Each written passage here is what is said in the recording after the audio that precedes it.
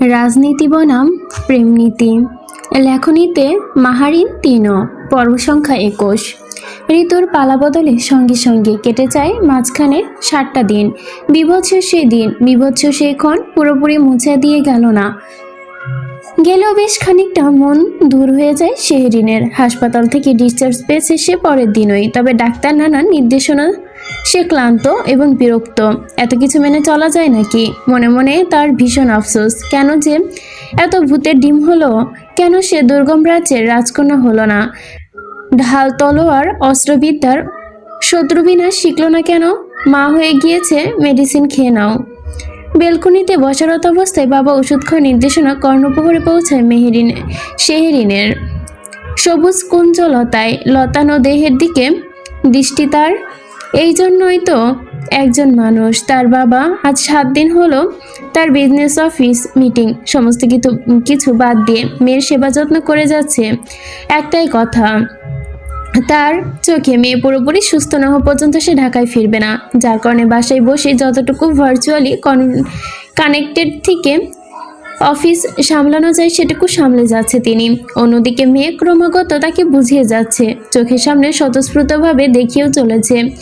বারবার বলছে, বাবা তুমি যেতে পারো এখন, কোনো সমস্যা নেই। কিন্তু বাবা শোনে না মেয়ের কথা। মেয়ের ডান হাতের দিকে তাকাতেই তার দুনিয়া যেন আধার হয়ে যায়। ঢাকা যাবে কিভাবে? মা! দ্বিতীয়বারে ডাক আসতেই শেহরিন বসা ছেড়ে উঠে দাঁড়ায়, ধীর পায়ে কক্ষের প্রবেশ করে। মেডিসিন বক্সটা বাম হাতে নিয়ে ডাইনিংয়ে একবার বাবার কাছে চলে যায়। ডান হাত তার এখনো ক্ষত, এই ক্ষত হয়তো সহজে আর মিশবে না। তালুর চামড়া পুড়ে গিয়েছে, মাঝখানে লম্বালম্বি হয়ে কালো বর্ণ ধারণ করেছে নাজুক কায়াম। সেদিকে তাকিয়ে থাকতে পারে না, তাকালেই তার বুকের ভেতরটা ভারী হয়ে আসে। এই জানোয়ারটার নির্মমতা তার প্রতিচ্ছবির মতো ভেসে ওঠে মুখের মাঝে। দেরি করো না, টাইমলি মেডিসিন নিতে হয়। খেয়েছো তুমি বাবা? হ্যাঁ মা, খেয়েছি। রেজন সাহেব ছোট্ট ডাইনিং টেবিলের এক পাশটায় বসে ল্যাপটপে কাজ করছে। এতদিনের অনুপস্থিতিতে কাজের পাহাড় জমা তার। এর আগে কখনো কোনো সময় এতটা শরীরে কাজের বাইরে থাকেননি তিনি। ৭ দিনে মোট 4টা মিটিং, ডিল ক্যান্সেল হয়েছে। নারায়ণগঞ্জের নতুন প্রজেক্ট শুরু করার কথা ছিল, সেটাও স্থগিত। কারণ প্রসঙ্গ যখন তার মেয়ে, সমস্ত কাজ জলাঞ্জলি দিতে 1 সেকেন্ডও কর্পণ্য করবে না তিনি। বাবা! জি মাম। সেই নসরত খাওয়া শেষ করে নরম গলায় বলে, আমার ভার্সিটির মিস যাচ্ছে বাবা, আমি যাই। সময়ও বেশি নেই ইয়ার ফাইনাল হতে। এই সময় ভার্সিটি মিস দেওয়া মানেই বিরাট লস। কিন্তু তুমি এখনো সুস্থ না, অনেক বেশি উইক না বাবা, হাত ছাড়া আমি আলহামদুলিল্লাহ ফিজিক্যালি স্টেবল আছি এখন, আর সমস্যা হচ্ছে না। রেজন সাহেব ল্যাপটপ হতে দৃষ্টি সরিয়ে মেয়ের দিকে তাকান, মৃদু স্বরে বলেন, হাতে দিয়েই কলম ধরতে পারবে নাকি? একটু কষ্ট হবে, বাট মনে হয় চেষ্টা করলে পারবো। পেশা পড়ে যাবে হাতে, মাংসপেশি টান টান লাগবে। শেহরিন একটুখানি সময়ে হাতের দিকে তাকালো, সঙ্গে সঙ্গে চোখ তুলে নিয়ে বলে, শ্রীতমা আছে, আমার কিছু ক্লাসমেট আছে, ওদের থেকে নোটস কালেক্ট করব। আমি যদি কিছু নাও লিখতে পারি, লেকচারগুলো জাস্ট অ্যাটেন্ড করব, এই আর কি। এটাও করা যায়, লেকচারগুলো শুনলেও উপকার হবে। কিন্তু তুমি কি লং টাইম বসে থাকার এনার্জি পাবে মা? ওহো বাবা, আমি কি ছোট বাচ্চা নাকি? অবশ্যই পারবো, কোনো সমস্যা হবে না। তাহলে একটা অ্যাপ্লিকেশন রেডি করতে হবে। আমি শ্রীতমাকে বলছি, ও আমার হয়ে গেছে অ্যাপ্লিকেশন রেডি করে দিতে। তুমি শুধু কালকে আমাকে ভার্সিটি যাওয়ার অনুমতিটা দাও। রেজন সাহেবের মুখরেখাও কিছুটা ভাবুক ও চিন্তার ভাঁজ ফেলেই বলল, ঠিক আছে, অনুমতি দিলাম, তবে বেশি প্রেশার নিবে না। আমার টপ রেজাল্টের কোনো দরকার নেই, ফার্স্ট প্রায়োরিটি তোমার সুস্থতা। ওকে বাবা, ধন্যবাদ তোমাকে। ওয়েলকাম মাম। আচ্ছা যাও, রেস্ট নাও তুমি। শেহরিন বসা ছেড়ে উঠে না। বাবা রেস্ট নেওয়ার কথা বললেও সে কখনো প্রত্যুত্তর করে না সেই বাক্যের। দোনামোনা ভাব নিয়ে চুপচাপ বসে থাকে, বাম হাত ডাইনিংয়ে রাখা। এটা ওটা জিনিস নাড়াচাড়া করছে। রেজন সাহেব নিজের মনে কাজে মনোযোগ দিয়েও মেয়ের দিকে ভাবার্থ লক্ষ্য করলেন, বুঝতে সক্ষম হন। তার কথা শেষ হলো, মেয়ের কথা শেষ হয়নি।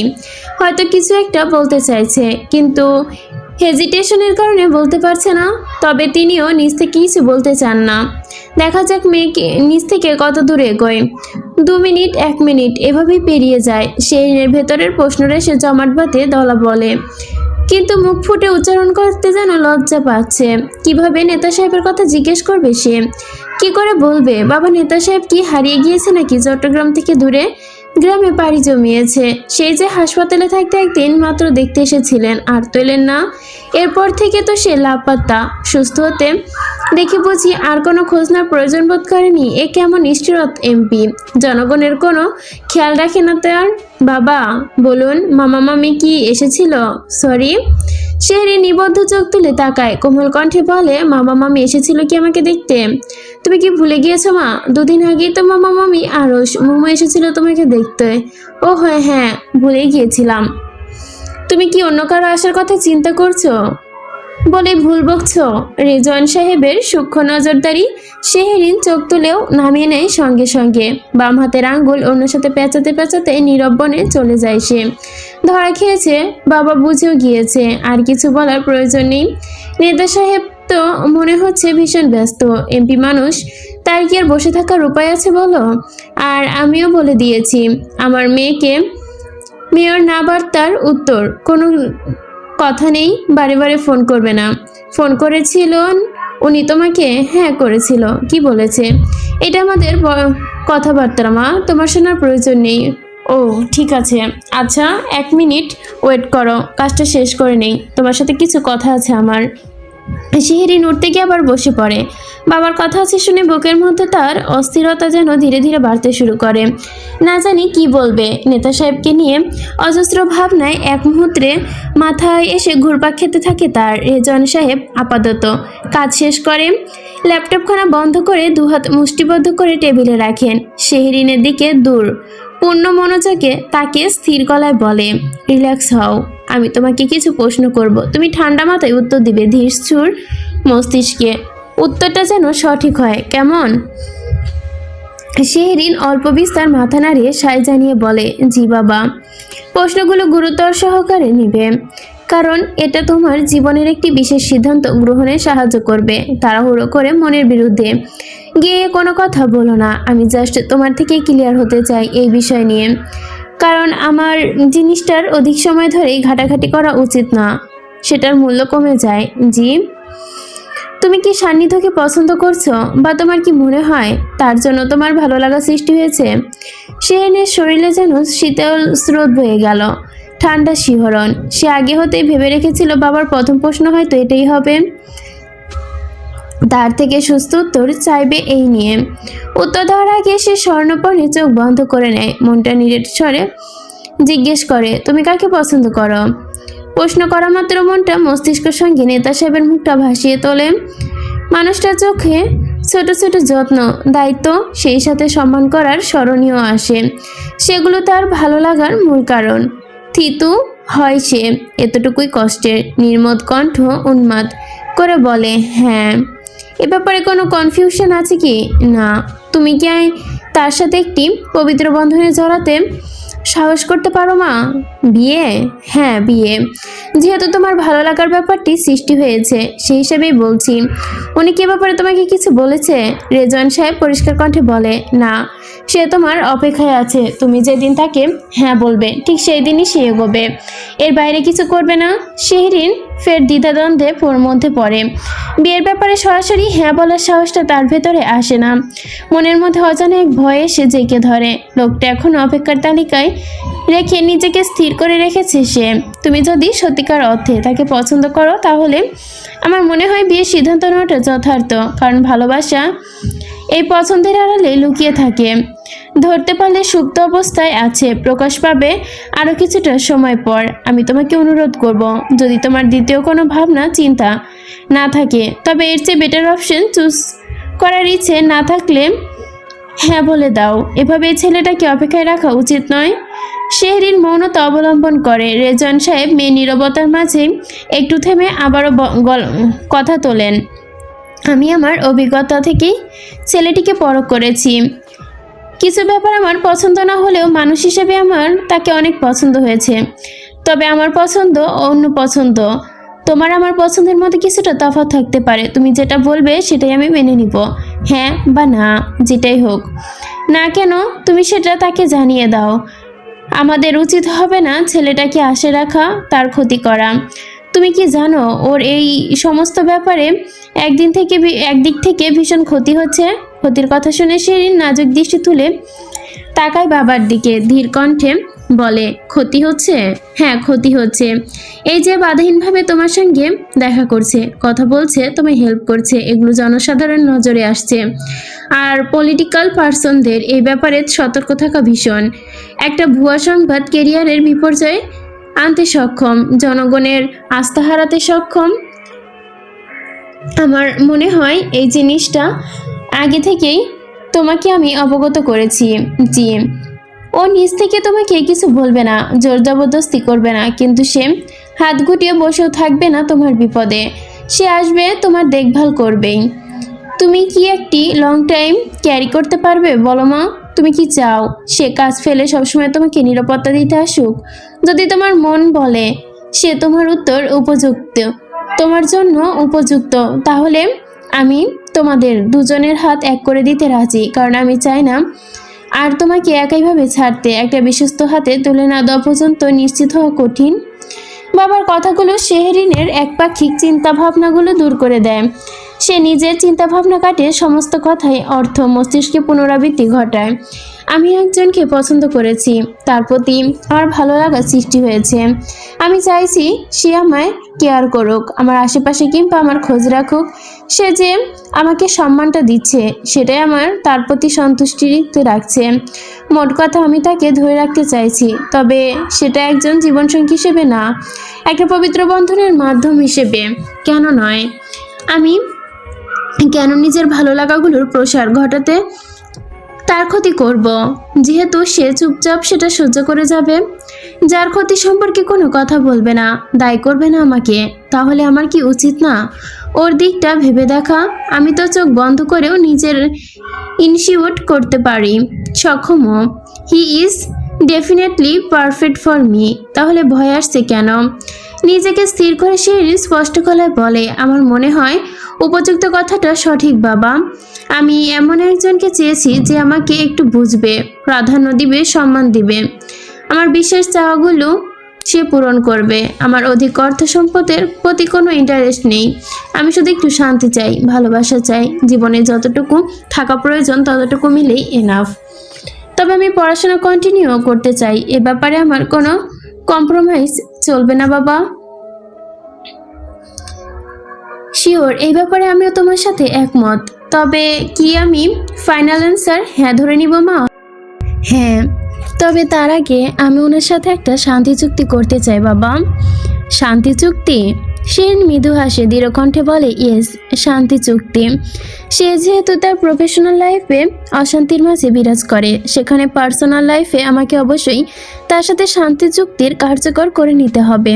ওকে, সেটা তোমরা দুইজন মীমাংসিত করে নিবে। আরও যা যা কথা আছে ক্লিয়ার হওয়া যায় সেটাও করে নিবে। দুজন দুজনের দিক থেকে পরিষ্কার থাকবে, যাতে বিয়ের পর কোনো সমস্যা সৃষ্টি না হয়। শিওর বাবা। রেজন সাহেব চেয়ার ছেড়ে উঠে পড়েন, মেয়ের মাথায় হাত বুলিয়ে দিয়ে স্নেহের বন্যে কণ্ঠে বলেন, গড ব্লেস ইউ মাম। আর মন বলছে তুমি সুখী হবে।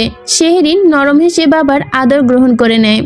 হুট করেই কেন জানি মনটা তার ভীষণ হালকা হালকা লাগছে। মনে হচ্ছে এতদিনের দ্বিধাদ্বন্দ্বের পাথরগুলো তার বুক থেকে নেমে গিয়েছে। নেতা সাহেবের সাথে বিয়ের চুক্তি করবে সে।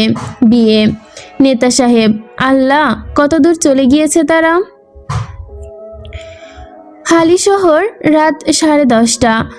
সুকমহলে হারমেশার যে চিত্র দেখা যায় আর কি, আজ তার ব্যতিক্রম কিছু না। রাতের ডিনার সারা হয়েছে মোটামুটি, বাদ দিয়েছিলেন নেতা সাহেব আর শরাফজ। নেতা সাহেব খাওয়া শুরু করলেও শরাফজ মাত্র আশায় ফ্রেশ হতে গিয়েছে ওপরে।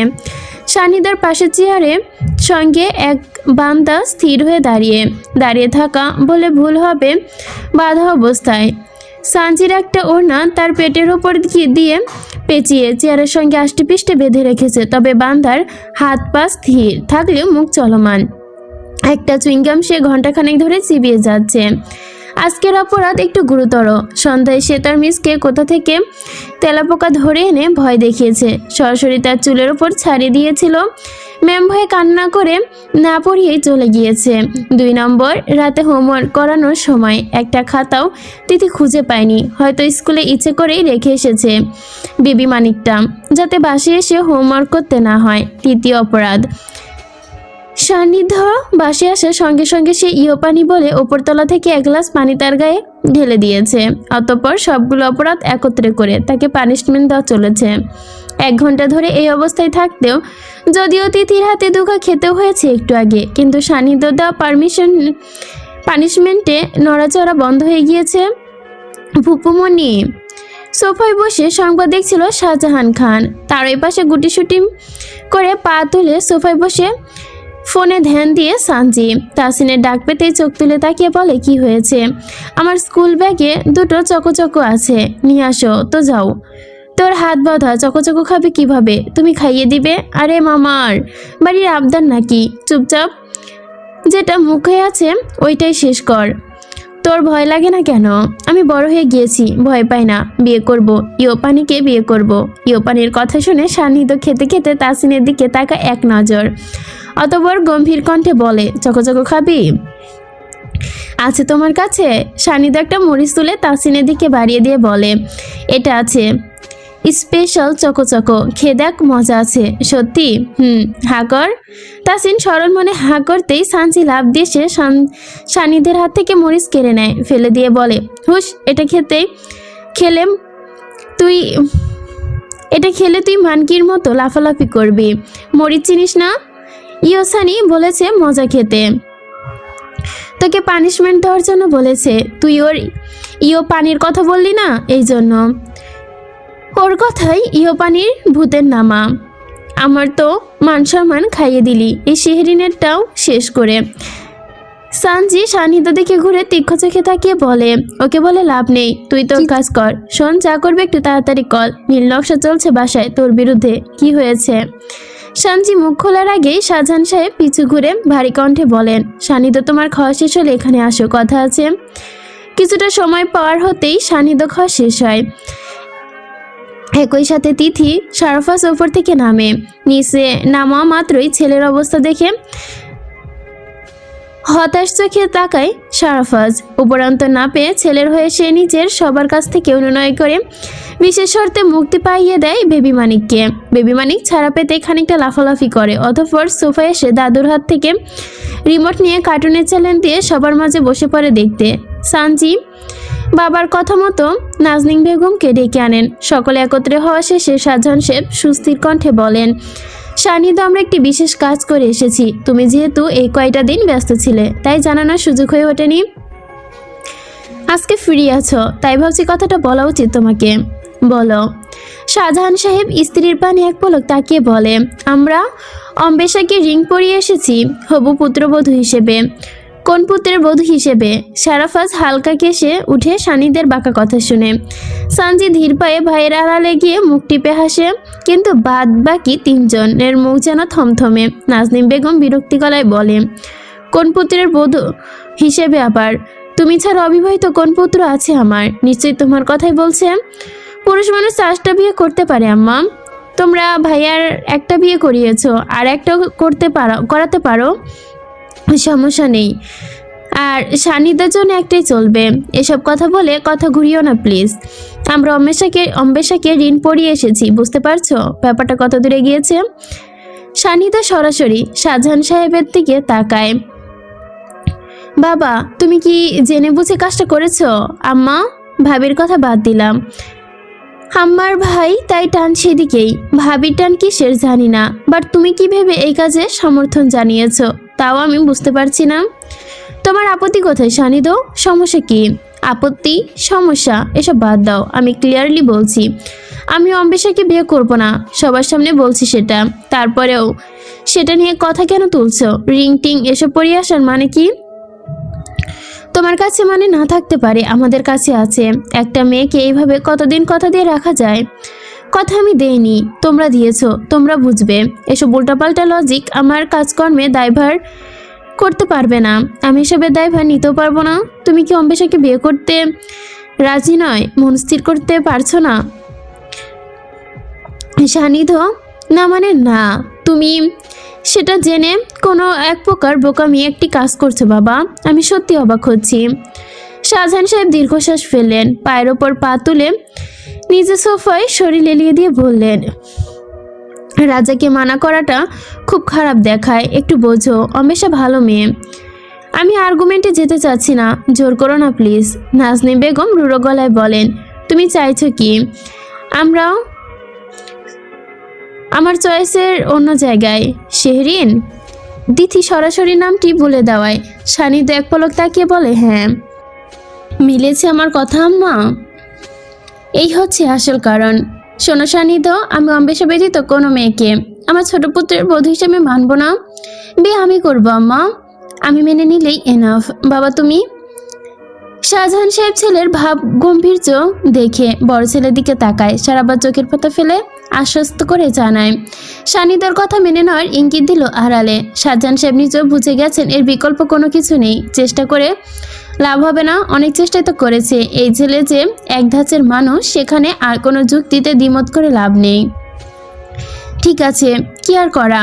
তোমরা যেহেতু মন নেই অম্বেশাকে বা এই ব্যাপারে, হাজার জোর করেও লাভ হবে না, এই আমি বুঝি। যেখানে তোমার ঠান্ডা মাথা থাকে সেখানেই যাওয়া উচিত। চোখের পলকে স্বামীকে পাল্টে যেতে দেখে নাজনীন বেগম হতবাক, রাগী গলায় বলে, এই জন্যই রাজনীতি করে তাদের কথা আমার বিশ্বাস করতে ইচ্ছা করে না। রূপ পাল্টে নেয় সময়ের মধ্যেই।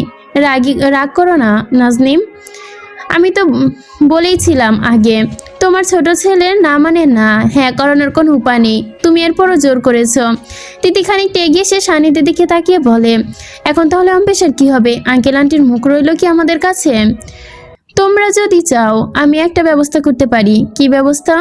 সানিধ্য বসা থেকে উঠে দাঁড়ায়, পরনের টি শার্টটা টান করে যাওয়ার পথে পা বাড়ায়। ইনডিরেক্টলি এই চ্যাপ্টারটা ক্লোজ করে দিতে পারি, একেবারে ঝামেলা শেষ। সারাফাজ পূর্বের ন্যায় চেয়ে উচ্চ শব্দে কাশি ওঠে। নিজেকে ধাতস্থ করে সে ঠোঁট চেপে ওপরের দিকে তাকিয়ে হাসি দমায়। কয়েক জোড়া চক্ষু রেখা অবাক করে সেদিকে। নেতা সাহেব চলে যায় নিজ কক্ষে। নাজনীন বেগম স্বামীর দিকে অগ্নিদৃষ্টিতে তাকান, অতঃপর তিক্ত মেজাজে হনহনিয়ে চলে যায় নিজ ঘরে। বাবা? বল বাবা। শেহরিনকে? সারফাজ তিথির দিকে আর চোখে তাকিয়ে বলে, শেহরিন তোমার নতুন চাচি হবে, চাচু বউ। তাহলে ইয়োপানিকে আমি বিয়ে করব। শেহরিন তো ইয়োপানিকে বিয়ে করেছে। শেহরিন তো ইয়োসানিকে বিয়ে করছে। না রে বাপ না, ইয়োসানি না রে বাপ না, যাহা ইয়োসানি তাহা ইয়োপানি। মানে কিছুই না, বেশি কথা বলো তুমি। রুমে এসো। তিথি রাগান্বিত দৃষ্টিতে এগিয়ে এসে তাসিনকে নিয়ে যায়। তাসিন অসহায় দৃষ্টিতে বাবার দিকে তাকাতেই সারাফাজ দীর্ঘশ্বাস ফেলে বলল, এখন ভালো আছিস বাপ? বিয়ের ব্যাপারে আর আগাস না, জীবনটা নষ্ট করিস না। তিথির পা থেমে গেল সিঁড়ির কাছে যেতেই। কুঞ্চিত কপালে তাকিয়ে বলে, ও আচ্ছা তাই নাকি, ঠিক আছে রুমে এসো। রাতের পালা শেষ হয়ে এসেছে সকাল। বেলা বাড়ার সাথে সাথেই উঠেছে সূর্য। এক দক্ষিণ গোলার দেশে হাজির হয়েছে। ঘড়ির কাঠে এখন 12টার ঘরে। ক্লাস শেষ করে শান্তি চুক্তির জন্য বের হয়েছে শেহরিন, কিন্তু ক্যাম্পাসের গেট পার হতে না হতেই তার সামনে এসে উপস্থিত হয়েছে অজানা এক মানবী, যাকে সে এর আগে কখনো দেখেনি, চেনেও না। তবে অবাক করার মতো এই মানবী তাকে চেনে, জরুরি প্রয়োজন, তাই এসেছে সে। জি আমি শেহরিন। অম্বেশা ক্ষিপ্ত দৃষ্টিতে শেহরিনকে পরখ করে নেয়। মুখ জোরে একরাশ বিরক্তি অসন্তোষ বিরাজমান থাকলেও কটকট করে জিজ্ঞেস করে, সময় আছে তোমার? শেহরিন এক পলক ঘড়ির দিকে তাকিয়ে বলে, জি আছে। সান্নিধ্যকে তুমি ভালোবাসো? অচেনা মানবীর মুখে নেতা সাহেবের নাম, সেই সাথে সরাসরি ভালোবাসার কথা জিজ্ঞেস করতে শেহরিন ভুরুজোড়া বেঁকে নেয়। বিষময় চোখে তাকিয়ে বলে, আপনি কে? আমি কে সেটা অবশ্যই জানবে, তবে তার আগে তোমাকে যেটা জিজ্ঞেস করছি সেটার উত্তর দাও। এটা কেমন প্রশ্ন? কেন বুঝতে পারোনি? আবার বলবো? বুঝতে পেরেছি, কিন্তু আপনার প্রশ্ন করার ধরনটা আমার পছন্দ হয়নি। আমার যতটুকু মনে হয় আপনি আমার বিষয়ে হয়তো খোঁজখবর নিয়ে এসেছেন। আপনি আমাকে চিনেন, কিন্তু আমি তো আপনাকে চিনি না। তাই আমি আমার ব্যক্তিগত কোনো বিষয় একজন অপরিচিত মানুষের সাথে বলবো না। অম্বিকা বাঁকা হাসে নিষ্পলক চাহনিতে তাকিয়ে বলে, বা তুমি তো দেখছি বেশ পাকাপোক্ত মেয়ে, কথা ধরন শক্ত। সেরিন বেশ বিরক্তি অনুভব করলো। এমপি সাহেব সে সময় দিয়েছিল 11:30টার দিকে, এখন 12:13 বাজে। ব্যস্ত লোককে বসিয়ে রেখে সে এখানে পড়েছে এক গঞ্জালে। লোকটা এখন আবার তাকে নিতে না আসলেই হলো। মনের ভাবনা সত্যি হয় না 1 মিনিটও। অম্বেশার চলমান কথার মাঝে সাদা একটি গাড়ি এসে থমকে দাঁড়ায় তাদের থেকে কিছুটা দূরে। কালো শার্ট পরিহিত সুপুরুষটি বেরিয়ে আসে গাড়ি থেকে। শেরিনের চোখ জোড়ার সঙ্গে সঙ্গেই পড়ে যায় নেতা সাহেবের ওপর। সান্নিধ্য শেরিনকে কারোর সাথে কথা বলতে দেখে আর এগোয় না সামনে। গাড়িতে গা এলিয়ে দিয়ে দাঁড়িয়ে থাকে। একপাশে পকেটে হতে ফোন বের করে কাউকে কল দেওয়ার মুহূর্তে হাত থেমে যায় তার। সজাগ মস্তিষ্ক হুট করেই এক বার্তা দেয়। সঙ্গে সঙ্গে সানগ্লাস খুলে চোখ তুলে ফিরে তাকায়। ধারালো দৃষ্টি শেরিনের সঙ্গে কথা বলার রমণীর মুখের এক পাশ দেখে চিনে ফেলে মেয়েটাকে। খানিকটা কপাল ভাঁজ হয়ে আসে তার। অম্বেশা এখানে উপস্থিত, সঙ্গে শেরিনের সাথে কথা। তার মনে প্রশ্ন জাগায়, সান্নিধ্য, আমি উডিবি ওয়াইফ। অম্বেশার হতে উচ্চারিত শব্দে সেনের বুকটা ধক করে ওঠে। এক নজর নেতা সাহেবের দিকে তাকিয়ে শুকনো ঢোক গেলে, would-be wife? Yes, would-be wife. কিছুদিন পরে আমাদের বিয়ে হতে চলেছে। এই যে হাতের আংটিটা দেখছো, এইটা আমার হবু শ্বশুর শাশুড়ি পরিয়ে গিয়েছে। অম্বেশার আঙ্গুল উঁচু করে রিংটি দেখতে দূর হতে সান্নিধ্যর কপালের ভাঁজগুলো মিলে গেল। বুঝতে সক্ষম হলো এই মেয়ে শেরিনকে কি বলতে চলেছে। ফোনটা পকেটে পুরে সে ভাবে তার এখন সেখানে যাওয়া প্রয়োজন। শেরিনের মন মস্তিষ্ক ভুল বোঝাবুঝি তৈরি করে দিয়েছে, তা থামিয়ে দিতে হবে। দুপা এগোতে হঠাৎ করে কিছু একটা বিবেচনা করে সান্নিধ্য থেমে যায়, এগোয় না সামনে। পেছনে এসে দুহাত বুকে ভাঁজ করে ফের গাড়ির সাথে হেলান দিয়ে দাঁড়ায়। আমাদের বিয়ের কথাবার্তা অনেক আগে থেকেই চলমান। সান্নিধ্যর সঙ্গে আমার সম্পর্ক অনেক আগের। আমরা একে অপরকে ভীষণ ভালোবাসি। অম্বেশার মুখে ভালোবাসি কথাটা শুনে শেরিনের ভেতরটা যেন বিষিয়ে গেল। খারাপ লাগা শুরু হলো তার। চোখে মুখে এক লহমা শুকিয়ে উঠেছে। অদূরে দাঁড়ানো ব্যক্তিটা নির্বিকার চিত্তে দাঁড়িয়ে একদৃষ্টে দেখছে বিতৃষ্ণা গলায়। আমাকে এগুলো বলে কি লাভ আপনার? লাভ ক্ষতি কিছু না। সুন্দর ছেলের পেছনে মেয়ের একটু ঘুরঘুর করবে, এটা স্বাভাবিক, কিন্তু সিরিয়াস হিসেবে নেওয়া যাবে না। তুমি কি সান্নিধ্যের পেছন নিয়েছ? সেটা ছেড়ে দাও, ওকে ভুলে যাও। আমি যদি বলি এমপি সাহেব আমার পিছু নিয়েছে, তাহলে সেটাও সিরিয়াসভাবে নিও না। এসব মজা করছে তোমাকে নিয়ে, বুঝোই তো নেতা সাহেবদের ভাব একটু। শোনো, এসব কথা বলতে চাচ্ছি না। ও যাই বলুক না কেন সেগুলো তুমি পাত্তা দিবা না। ও জাস্ট তোমার সাথে প্র্যাঙ্ক করছে। 2 দিন পর বিয়ে হলে আর তোমাকে চিনবে না। সিরিয়াসলি, অবিশ্বাস করলে তোমার ওই লস। ওর ফ্যামিলির সাথে আমার ফ্যামিলির ফুল কানেক্টেড।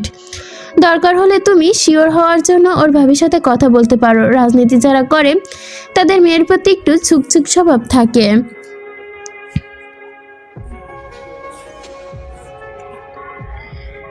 আপনি তার স্বভাব এই অবস্থায় জেনেও বিয়ে করবেন? কি করি বলো? সান্নিধ্যকে তো আমি ভীষণ ভালোবেসে ফেলেছি। সে আমাকে ভীষণ ভালোবাসে। আর ওর ফ্যামিলির প্রত্যেকটা মেম্বার আমার বাবা মাকে রিকোয়েস্ট করেছে বিয়ের ডেট ফাইনাল করার জন্য।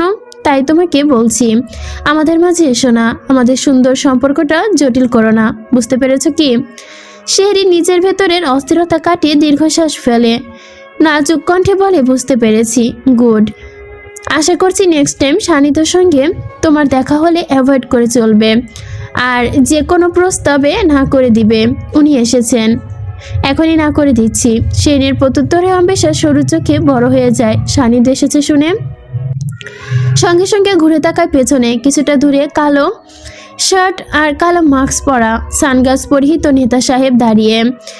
অবাক হয়ে সে, কিন্তু অবাকের স্থায়িত্বকাল থাকে না, খুব অল্পই। তারপর তার মুখে ফুটে ওঠে স্ক্রু হাসি। শেরিন সেদিকে পানে যেতেই ঠোঁট নেড়ে বিড়বিড় করে, যাক, একদম অন টাইমে বোম সেট করে দিয়েছি। এখন শুধু বিস্ফোরণের অপেক্ষা। শেরিন ধীর পায়ে হেঁটে সান্নিধ্যের সামনে উপস্থিত হয়। সান্নিধ্যের মুখরেখার দিকে একদৃষ্টে তাকিয়ে আছে সে। কৃচিৎ কাল, অতঃপর নির্মত কণ্ঠে বলে ওঠে, যাওয়া যাক তাহলে। সান্নিধ্য ঠকে এক অপরাজয়ের দুর্গম হাসি, মনের মধ্যে অনাকাঙ্ক্ষিত আত্মতৃপ্তি। রেস ছেয়ে যায় কঠিনভাবে। সোজা হয়ে দাঁড়িয়ে সে গাড়ির দরজা শেরিনের জন্য খুলে দেয়। পুরুষালী ভারী স্বর উন্মুক্ত করে বলে, এখনো কোন বিশ্বাসে শান্তি চুক্তির জন্য রাজি হয়ে আমার সাথে যাচ্ছ? যে বিশ্বাস আপনি আমার প্রতি রেখে নিজেকে সত্যি প্রমাণ করতে আসেননি, সেই বিশ্বাসে।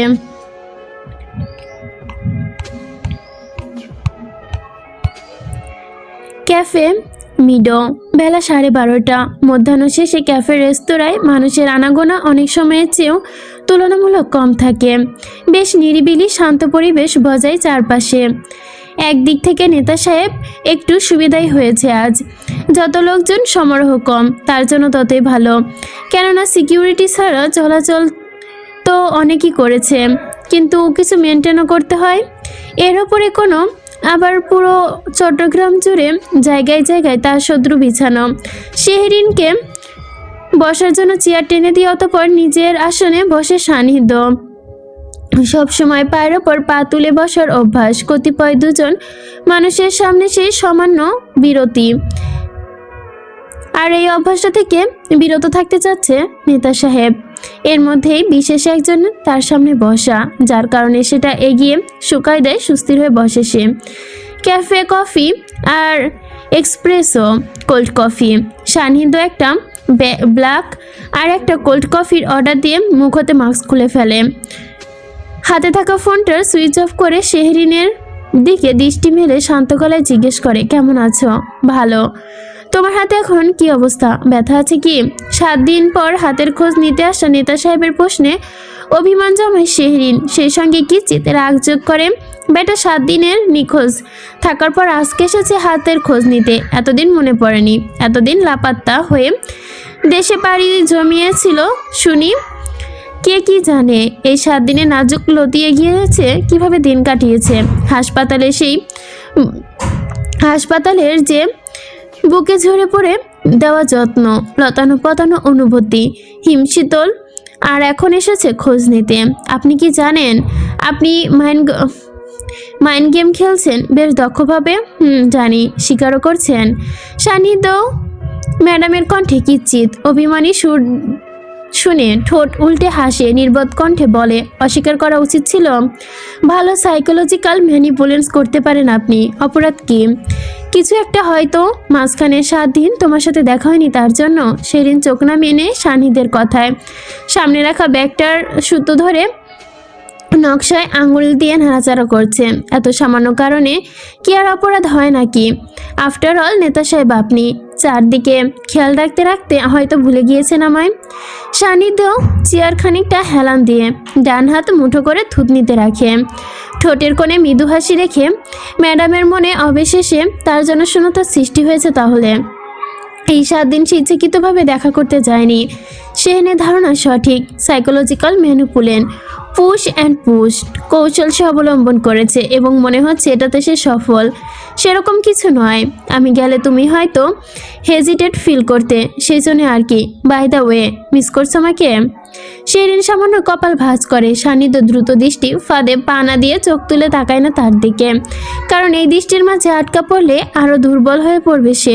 হয়তো মুখ ফসকে সত্যিটা বলে ফেলবে, তবে এত সহজে তো আর স্বীকারোক্তি দিবে না সে। প্রশ্নই আসে না। আপনাকে মিস করবো আমি? Are you sure? 100% শিওর। এখানে হয়তো বা 100 হতো। ওকে, তাহলে তো আর কোনো পিছুটানি থাকলো না।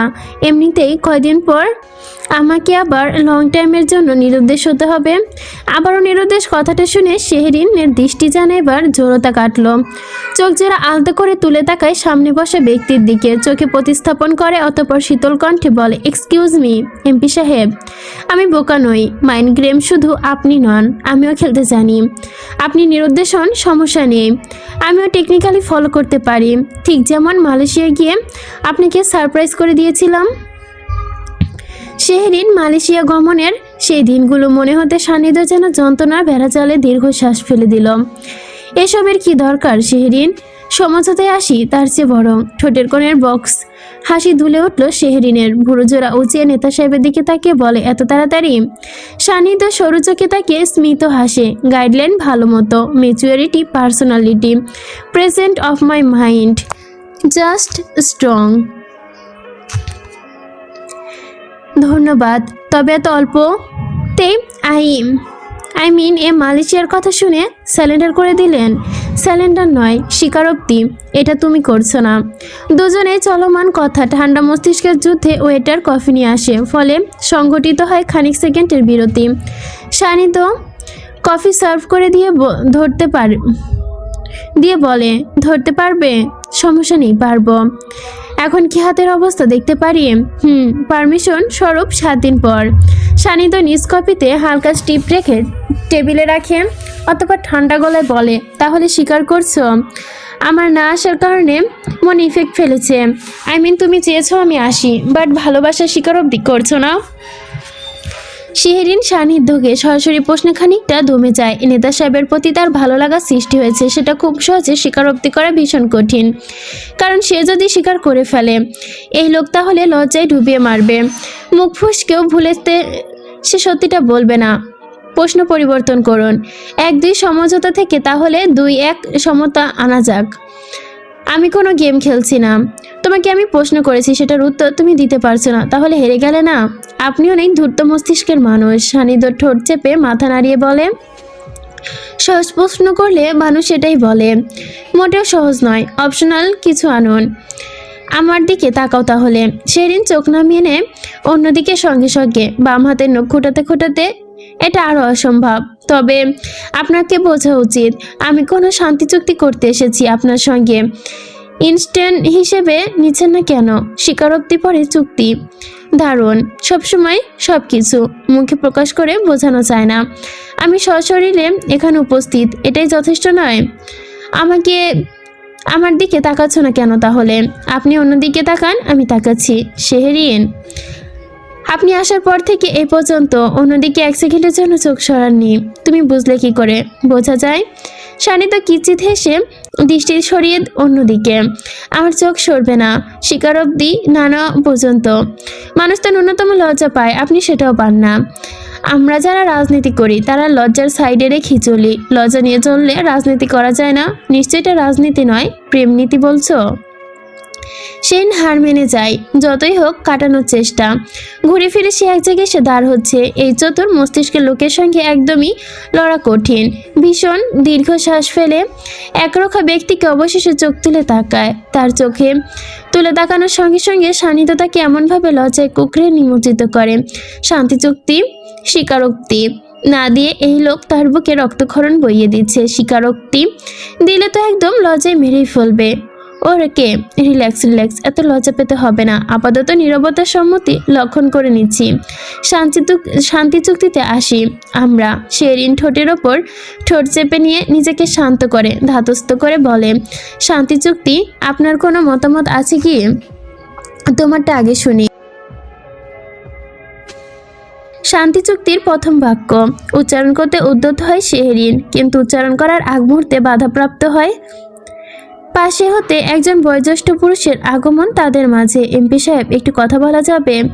সান্নিধ্য বসা ছেড়ে উঠে দাঁড়ায়। বয়োজ্যেষ্ঠ লোকটিকে নিজেও চেনে না, তবে সান্নিধ্য তাকে চিনবে, এটা স্বাভাবিক। আলতো হেসে হ্যান্ডশেক করে সে। সঙ্গে, আপনাকে সামনাসামনি দেখতে পেয়ে ভালো লাগছে। কখনো যে এমন সুযোগ হবে ভাবতে পারিনি। টু বি অনেস্ট, আপনার কাছে আমাদের ভীষণ ভালো লাগছে। এত বছর যে জনদুর্ভোগের মধ্যে ছিলাম বলার বাহিরে। এবছরের মধ্যেই কালভার্টটা নির্মাণ করে অনেকটা স্বস্তি মিলেছে আমাদের। অথচ এর আগের বছরের পর বছর, দিনের পর দিন অ্যাপ্লিকেশন করেও কাজ হয়নি। Thank you so much MP সাহেব। আপনার চলমান কাজগুলো প্রশংসার যোগ্য। ধন্যবাদ, এটা আমার দায়িত্ব। সঠিক। সরি ডিস্টার্ব করার জন্য।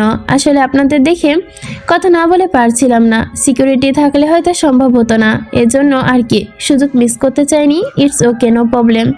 ঠিক আছে, ভালো থাকুন, আরও ভালো ভালো কাজ করুন। বয়োজ্যেষ্ঠ ব্যক্তি হাসি মুখে কুশল বিনিময় করে প্রস্থান করে। সান্নিধ্য নিজ আসনে বসে মুহূর্তে আবারও দুজন রমণী তার দিকে আশা দেখে থামে যায় সে। এক্সকিউজ মি স্যার, আমরা একটু সময় নিতে পারি? সানিধ্য আর চোখে চেয়ে তাকায়। Any problem? আমরা চট্টগ্রাম গভর্নমেন্ট গার্লস কলেজের স্টুডেন্ট। আপনি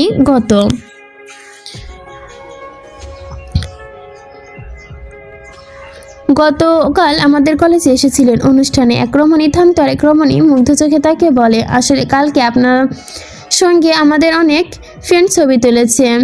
আনফর্চুনেটলি আমরা যখন কলেজে পৌঁছাই তখন শুনি আপনি চলে গিয়েছেন। ইতিমধ্যে আপনার সঙ্গে আমাদের একটু ছবি তোলা হয়নি। আপনার সঙ্গে দেখা করতে ভীষণ ইচ্ছে ছিল। আজকে দেখে পুরোপুরি অবিশ্বাস লাগছিল। এনিওয়ে, আমরা কি একটি ছবি তুলতে পারি ভাইয়ার সাথে? সরাসরি স্যার থেকে ভাইয়া হতেই শেহরিনের চোখ তুলে তাকায়। দুটো রমণী এমপি সাহেবের প্রতি স্বতঃস্ফূর্ত মেজাজ, তার তাপমাত্রাও ধীরে বাড়ছে। এমপি সাহেবের দিকে সরু চোখে এক ঝিলিক তাকিয়ে। বেচারা নেতা সাহেব পড়েছে বিপাকে। তার কাছে নারী মানেই বিপজ্জনক মনে হয়। কি দরকার ছিল এখন ছবি তুলতে আসার? তার ম্যাডাম যে জেলাসি নামক কঠিন অসুখে ভুগছে, তার মুখরেখা থেকে স্পষ্ট বোঝা যায়, কিন্তু না করা মুশকিল। ওকে। দুজন রমণী উচ্ছ্বসিত হয়ে এমপি সাহেবের সাথে পজিটিভ সাইন দেখায়। ক্যামেরা অন করে তারা কাছাকাছি এসে দাঁড়াতে সান্নিধ্য নিজ হতেই মাঝখানে বেশ খানিকটা দূরত্ব বজায় করে দাঁড়ায়। দুজন ছবি তুলে শান্ত গলায় বলে, ওকে থ্যাংক ইউ। রমণীগুলো ইচ্ছে ছিল আর কয়েকখানা ছবি তুলতে, কিন্তু মাঝপথে নেতা সাহেবের কথায় ফোন থামিয়ে লাজুক হাসে। ভাইয়া, আমাদের 18 বছর হলে যখন ভোট দিব তখন আপনাকেই ভোট দিব, কারণ আপনি অনেক হ্যান্ডসাম। সান্নিধ্য মেয়েগুলোর কথা শুনে বিষম খেয়ে নিজেকে ধাতস্থ করে ঠোঁট প্রসারিত করে বিদায় জানায়। কিন্তু অল্প সময় এই মেয়ে দুটোকে ভোট দেওয়ার লজিকটা তাকে ভাবিয়ে তোলে। বাট ভোট আদায় করে নেওয়া দারুণ টেকনিকেটি। বাচ্চা মেয়ে, অল্প বয়স, না ভালোই হবে, খারাপ কি? সেজেগুজে গার্লস স্কুলে যাবে ক্যাম্পেইন করতে। ভোটের লড়াই এড়ে আপনাকে জিতিয়ে দিবে। সান্নিধ্য শেহরিনের বাঁকা কথায় না হেসে পারে না। ঠোঁটের কোণে ক্ষীণ হাসি রেখে মৌনতা অবলম্বন করে। এক পাশ ভীষণ উত্তাপ, অন্য পাশ ঠান্ডা। জরুরি। বাইরে কোথাও যাবে? শেহরিনের বুকে হাত রেখে আষ্টেপৃষ্টে জড়িয়ে চোখে চোখ শক্ত গলায় বলে, না, এখানেই থাকি। সুন্দর সুন্দর রমণীর কারণে যদি আপনাকে ভোট সংখ্যা বাড়ে তাহলে ক্ষতি কি? হ্যান্ডেস বাই হ্যান্ডেস জেলাসি ফিল করছো, অথচ স্বীকার চুক্তি দিচ্ছ না। অবিচার, অনাচার হচ্ছে এগুলো আমার প্রতি। স্বীকারোক্তি দিতে এসেছিলাম, এখন আর দিব না। আসার পথে একজনের দীর্ঘ আলাপ শুনে এলাম বিয়ে করে ফেলছেন আপনারা, আবার এখানে সে রমণীর পাল্লা। সব ধৈর্য আমি একা নিয়ে চলবো? সান্নিধ্যর দিকে কুৎসিত এগিয়ে শীতল চোখে তাকিয়ে বলে, ধৈর্যের পরীক্ষা আমিও বেশ দিয়ে চলেছি ম্যাডাম। আপনি ধৈর্যের বিবেচনা করছেন? আপনার থেকে হ্যাঁ শোনার অপেক্ষায় আমি এখনো অস্থির হয়ে আছি একই জায়গায়। সেন খানিকটা ভেতরে আগুন দমন করে। নেতা সাহেবের কথা শুনে নিরস্বর ভেদ করে বলে, এসব বাচ্চা বাচ্চা মেয়েদের থেকে দূরে থাকবেন। ওকে, সমগ্র বাচ্চা মেয়ে এখন থেকে ওল্ড ইজ মেয়ে নিষিদ্ধ, শুধু আপনি অনুমোদিত। ঠিক আছে, বিশেষ বিবেচনা নিয়ে শান্তি চুক্তি করতে রাজি হলাম। আমার বেশ কিছু কথা আছে। জি অবশ্যই। আসলে আমি অনেক সহৃদয়বান নারী। কাউকে কষ্ট দেওয়া আমার জন্য কঠিন। আমি সহজে কাউকে কষ্ট দিতে চাইও না। ভাবনা চিন্তা করে দেখলাম আপনি নেতা সাহেব কাজকর্মেও এফোর্ট দিচ্ছেন। ফিরিয়ে দেওয়াটা কেমন দেখায়, তাই আকপিস না ভেবে আপনার বাড়ানো পথে পা রাখলাম। রাজনীতি পাঠটুকু সরিয়ে দিয়ে শুধুমাত্র আপনাকে গ্রহণ করে নিলাম। শুধুমাত্র এই কারণেই? সেদিন চোখ দুটো অন্যদিকে ঘুরিয়ে নেয়, সাথে সাথে মৃদু কণ্ঠে প্রসারিত করে, আপনি যেটা ভাবছেন সেটা না। সে কারণে আমি যা কিছু ভাবতে পারি ভেবে নিতেও পারেন। Sure sure. সান্নিধ্য চোখ বন্ধ করে হেলান দিয়ে হেসে ফেলে। অবশেষে স্বীকারোক্তি পেল। এতগুলো প্রশ্নের পর্ব পেরিয়ে তার ভালোবাসা জগতে প্রবেশ করলো তারা জারুল ফুল, একান্ত নীল কামিনী প্রেয়সী। তবে শান্তি চুক্তি, রাজনীতি নামে কোনো ওয়ার্ড থাকবে না। আপনার প্রফেশনের সঙ্গে আমার কোনো সম্পৃক্ততা নেই। আমি আপনার পার্সোনাল লাইফটা নিয়ে চলতে চাই নেতা সাহেব। আমি তোমার চুক্তি মেনে নিচ্ছি, তোমাকে আমি কথাও দিব, সেটা হেরফের হবে না। বাট তুমি যদি নিজেই চুক্তি ভঙ্গ করো, কখনো সম্ভাবনা নেই। আর আমার অতটা সাহসও কখনো হবে না। চুক্তি সবসময় একটি নির্দিষ্ট সময় পর্যন্ত স্থায়িত্বকাল থাকে, তারপর আবারও নতুন করে উপস্থিত হয় চূড়ান্ত কোনো কিছু। এর মাঝে চুক্তি সমঝোতা দুটোই হয়। আমি অ্যাকসেপ্ট করছি, বাট নিজে থেকে ভঙ্গ করছি না, আপনার কোনো দায়ভার থাকবে না। আপনার মনে হয় আমি নিজে থেকে চুক্তি ভাঙতে পারি? এটা ভাঙবে কিভাবে শিওর হচ্ছেন? রাজনীতির মাঝখানে প্রেম চলে আসবে, মানে প্রেম নীতিও চলে আসবে আপনা আপনি। শেহরিন নুমুজ কণ্ঠে নিতোত্তর। আপনি নিজেই দেখছেন, কনফার্ম করছেন রাজনীতির মাঝখানে প্রেম নীতি আসবে না, বরং প্রেম নীতি বনাম রাজনীতি দ্বৈরতার সৃষ্টি হবে। সানিদা মাথা নেড়ে সায় জানিয়ে বলে, আচ্ছা সময় বলে দিবে। এতে কে যেতে? আমাদের এখন নেক্সট স্টেপে যাওয়া উচিত। Next step? বিশ্বাস আছে? এখনো সংশয়? That's enough.